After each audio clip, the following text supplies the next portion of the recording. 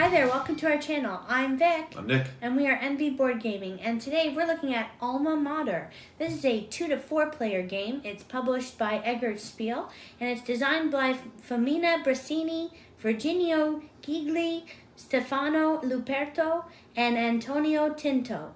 Nick is going to go through how you play, and then we're going to give our reviews. All right, welcome to the table. Set up here as usual for a 2-player game. So this game is going to be played in 6 rounds, and then we're going to have to play for the most prestige points tracked along the outside of the board here. You're going to get prestige points during the game and a lot after the game as well. So it's a worker placement game. We start with 4 assistants here, 4 masters, I believe they call them in the game, and you can do a variety of things with those masters. So first things first, to set up the game, we are going to go ahead and select from these 3 Chancellor cards here. So once we have the turn order down, let's do that first. Let's go ahead and do our setup cards. So each player is going to get 4 setup cards, and you are going to pick the one you want to keep and pass the 3 until everyone has 4 of these setup cards. Then you're going to discard one of those setup cards and keep 3. So let's say these were my 3 here, the top 3. And it shows how I'm going to set up the game. First player is determined by the lowest number up here, cumulative, of the cards that you have. And you're going to go ahead and get the what's shown on here. So this would mean an advancement on the research track, for instance. So if I were the green player, let's say I'm the green player here, I would move up 1 advancement for free. Green means I don't pay the advancement, whereas black means I do. Yellow here, the yellow books mean they're dictionaries, so they're a special book, they're like a resource. So I'm going to get 2 of those based on that. I am also going to get a book that is of any color I choose other than yellow, and another 3 of those, and then 3 of my own. Wherever you see a star, that means my own book. So I can take my own. I get 3 books green, and 4 of my choosing, and 2 yellow. So let's do that. 2 yellow here. Just put it in my stock.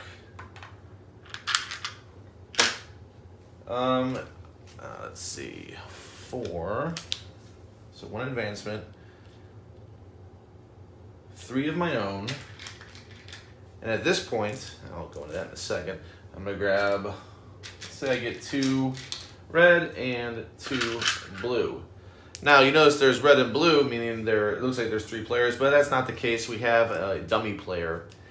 Ignatus is over here. He has a stack of cards. Not much management for that individual, so that's a good thing. When you're playing with an AI, you always worry about, how am I going to manage this AI? How long is it going to take? And it's not that bad at all. He actually doesn't play along with you. He just starts, basically. He starts, we get a card and it says what he does, and then he's done until the next round. All right, so this is what I'm going to start with. At this point, I decide with my books if I want any of my books out here on my bookshelves. The reason I would choose to do that is because those generate income. The reason I might not is because I might need to spend those right away. So I am going to go ahead and put 2 of them up here in my bookshelves to the right. And players could then buy those off of me too. That's the cost associated with purchasing a book. You have to go to a spot on the board and purchase a book off somebody else's bookshelf. Otherwise, you can only really buy your own books if you don't, if you don't go ahead and go to spots that let you buy other people's books. But you're going to need other people's books to get a variety of these actions. All right, so this is what I start with. And at this point, we know the first player. We'll just say it is, well, it's always going to be the dummy player. They're always the first player, so I'm not going to track them. We know they're first.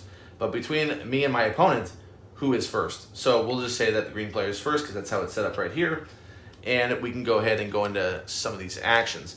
But before we do that, we have to pick these Chancellor cards. So there are 2 that were dealt out here. And now there are 3 for us 2 to pick from, me and my opponent. The second player is going to pick which one they would like. Let's say they pick this one. And the first player would pick which one they like. Let's say they pick this one. And the one that's remaining is going to go to the A Chancellor, A bust, they call that. Represented right there. In order to gain these, the benefits of these, you'd have to do these right here. You have to at least have that. So 25 coins, for instance, in order to unlock him, you would take one of these bust cards to remind you that you have this action. And there's a variety of other ones. This one is one of every type of student, math, science, everything, law. Then this one here is the professors. Whenever you see that symbol, bring it a little closer. Whenever you see that symbol with the circle and the VP hanging down, those are the professors. So if you have 2 of these type of professors, meaning each, so you would have to get 2 of these or 2 of those, you can you have the right to this individual here.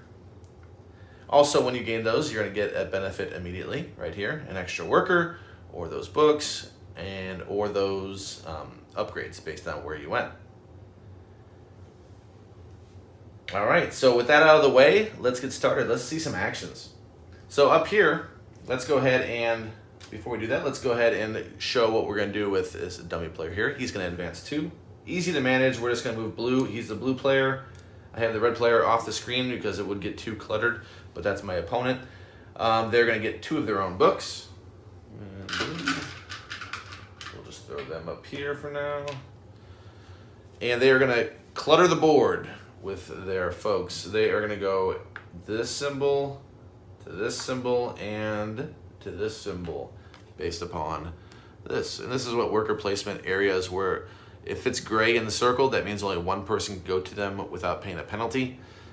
But you can see that, and I'll explain that soon, that we can actually go to those spots too. It just won't be as cheap.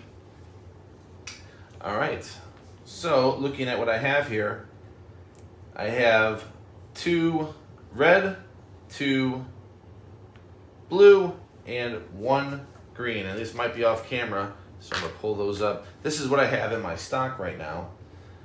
If I would like, I could go ahead and acquire a student for that.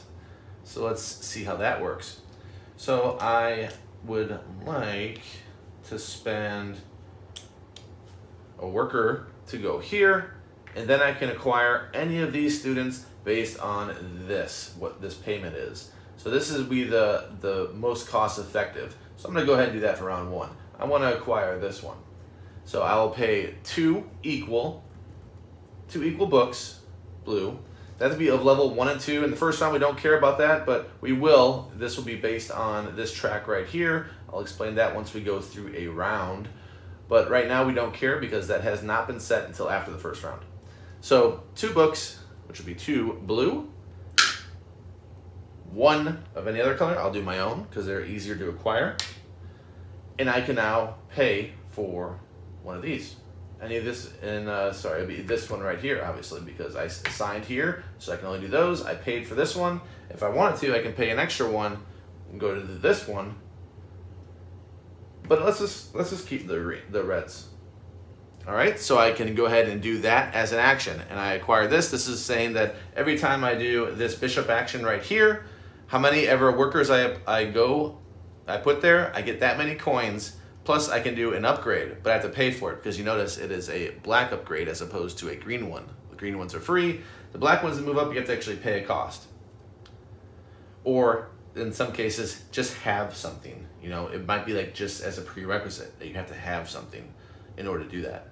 So I'm going to acquire them. They're going to go to my B area, so you can see these go up, down, up, down, up, down. The student in which I put there, it indicates how many books I can have at the end of the round. If I go over, I will have to discard down, so I don't want to do that. Also, I can unlock even another master right there if I have 6 students.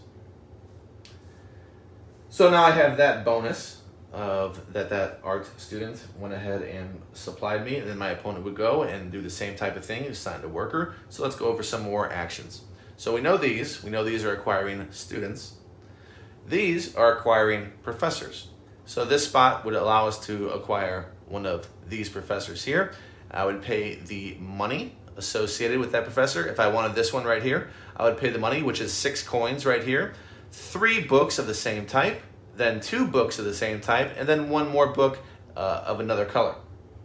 Then I could acquire this professor, which will let me get 6 points at the end of the game, get a book immediately of any color, aside from yellow. When you see that, that does not include yellow.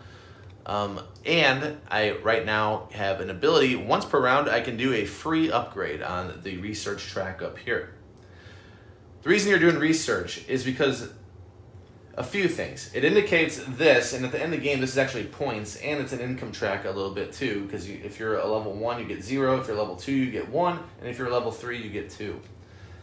But at the end of the game, you're also going to get victory points, 12 or 3 or 7 victory points, depending on the player count. So you want to build up these, and also there's check marks. These are milestones that will give you immediate bonuses. You'll see this one here gives you 3 victory points if you reach it, and then you skip up to this.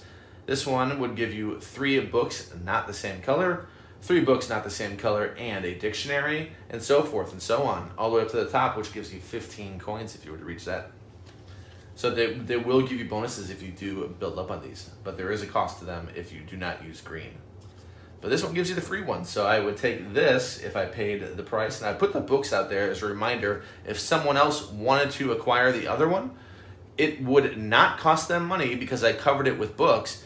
Instead, they'd have to pay the exact type of books that I paid when I hired that professor.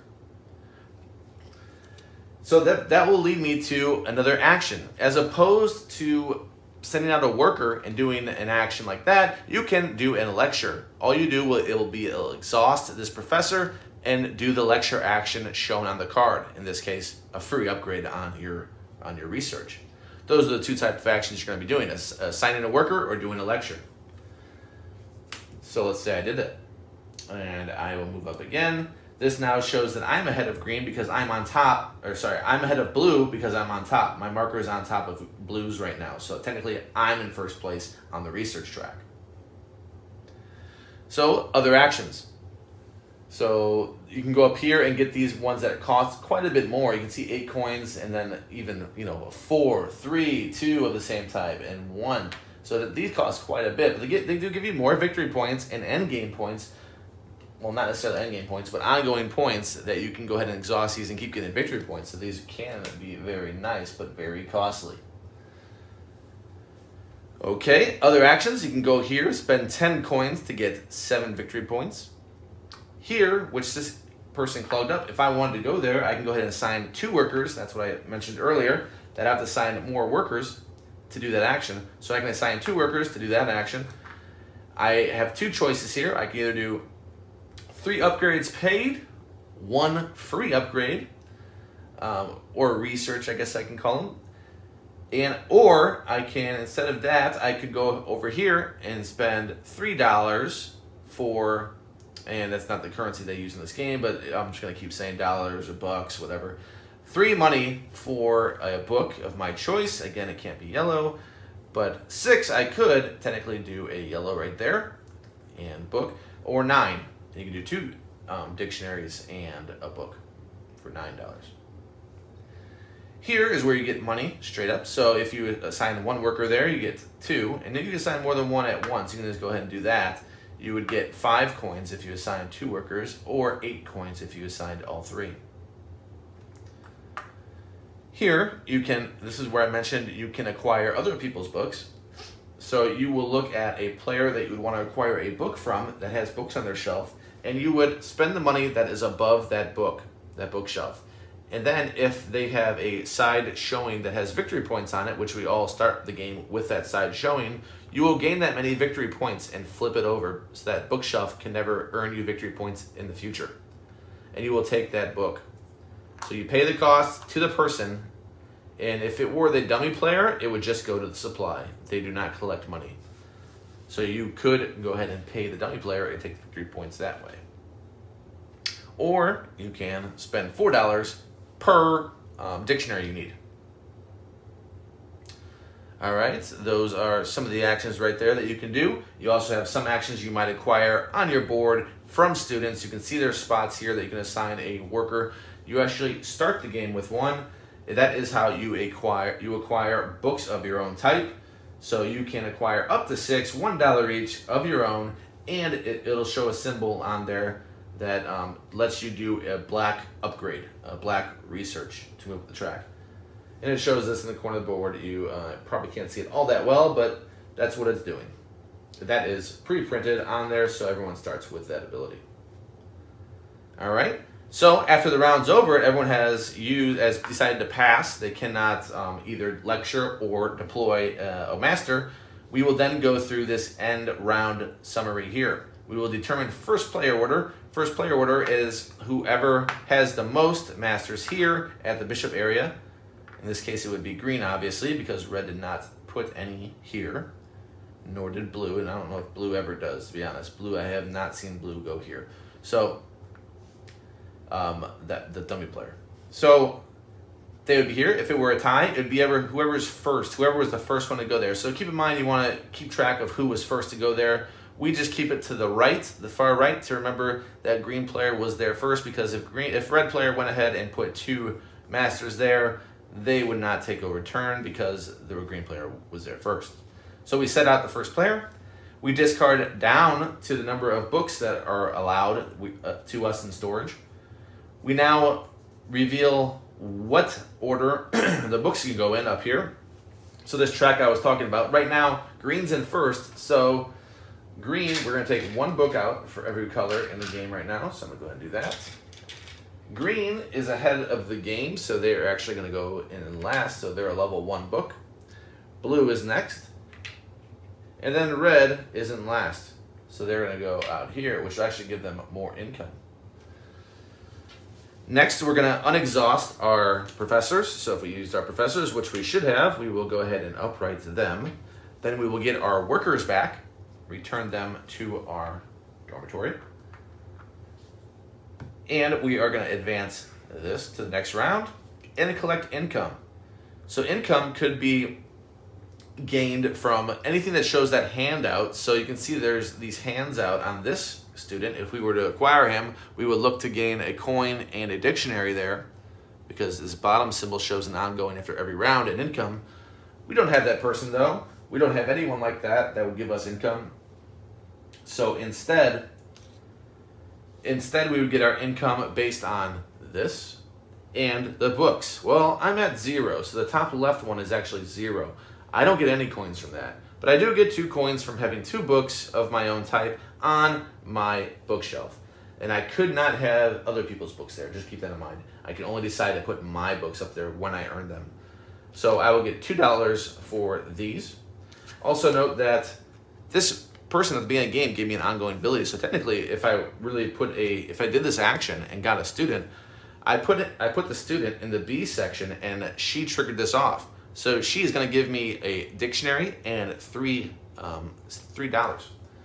So if we were playing that really, then this would have actually triggered. Just keep that in mind. All right, so once everyone has their income, we go ahead and we push the books off to the left.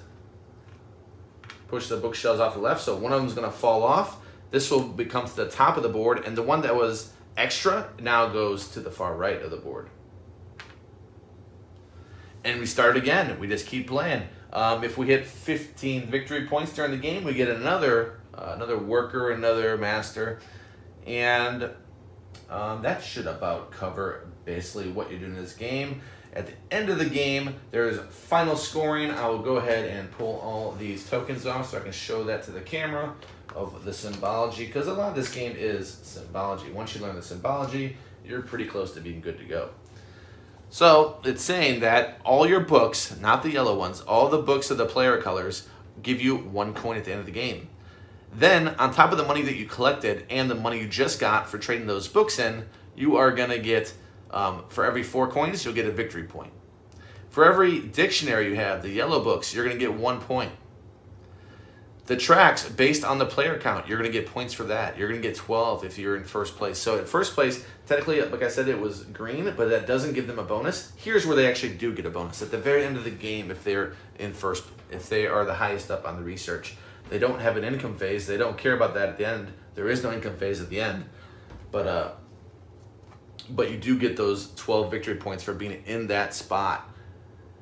And based on player count, you're going to get other points. Might be 7 or 5 or 3 or 0. It all depends on the player counts there. The number of milestones times the number of your professors. You get that many victory points. The number of VP on your professors. So that is listed. So the one I picked up had 6, and it goes on up. The harder, the more difficult those are to acquire, all the way up to 10.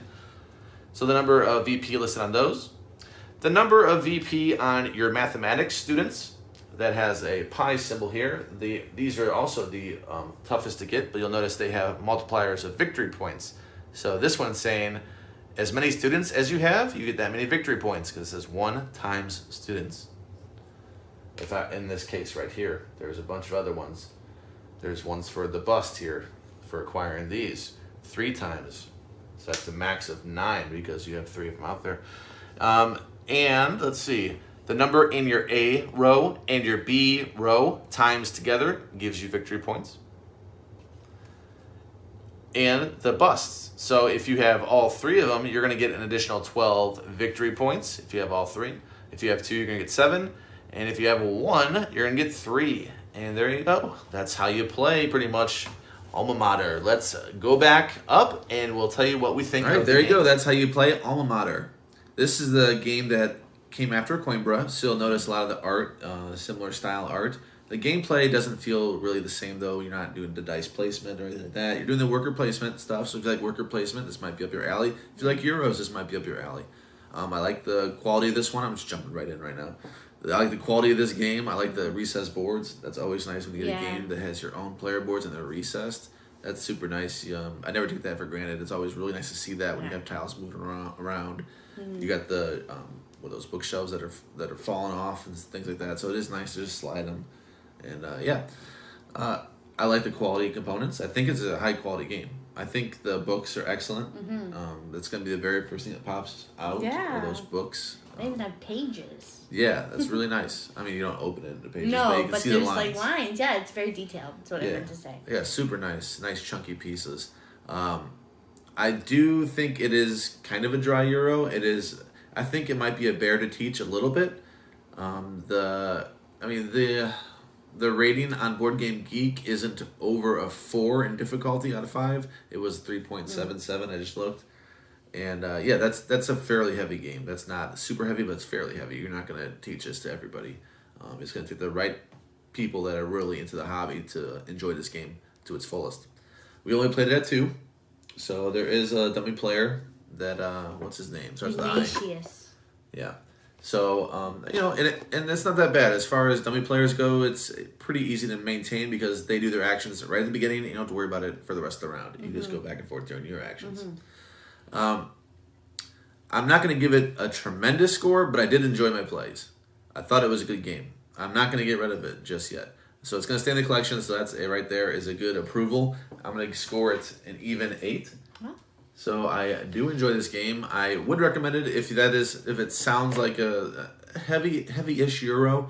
It doesn't have much in common with Coimbra, so I can't say if you like Coimbra, you're like this. Not necessarily at all. So this is its own beast. I would say try this game. I'm not suggesting to buy it. I would say try it, see if it's for you.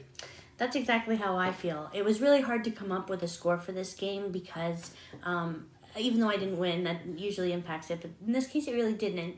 I had a decent time playing it with Nick, but I felt a lot what he said about it being very dry. It is. The theme, if themes are your thing, I don't think it's like the most amazing theme of all the themes. You're trying to build up a university and get faculty and students and lectures and I mean, geez. If you're an academic, though, you may really enjoy the theme on that.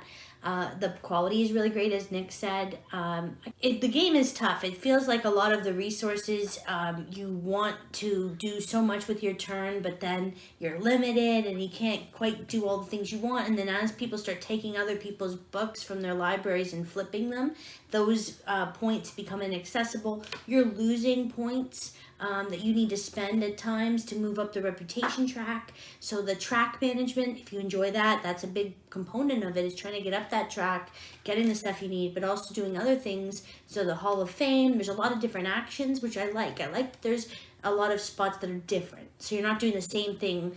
Sometimes when you have too many things going on, you end up doing like similar actions in every space. Like Merv was like that for me, where I felt like we're just doing a lot of the same, exchanging cubes. This one, pretty distinct actions. What do you think about that? Somewhat, yeah. It is a lot of going back, getting money because you need the money, going back, getting books because you need the books. Yeah. So I do feel that a little bit in this game too.